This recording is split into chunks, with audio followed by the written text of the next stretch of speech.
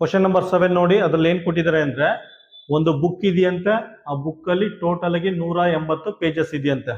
180 pages ಇದೆಯಂತೆ. ಅದರಲ್ಲಿ ಸಮೃದ್ಧ 75 ಪೇಜಸ್ ಓದ್ತಾರಂತೆ. ತನಿಷಾ 3/5 ಓದ್ತಾರಂತೆ. 3/5 ಅಂದ್ರೆ 3/5 ಆಫ್ 180 ಪೇಜಸ್ ಆಯ್ತಾ. 180 ಪೇಜಸ್ ಅಲ್ಲಿ 3 ಭಾಗ ತನಿಷಾ ಓದ್ತಾರಂತೆ.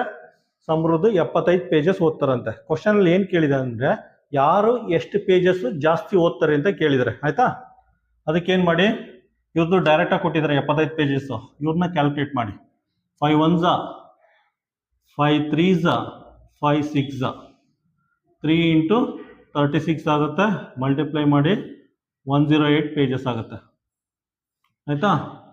ಸಮೃದ್ಧ 75 ಪೇಜಸ್ ಓದ್ತಾರೆ.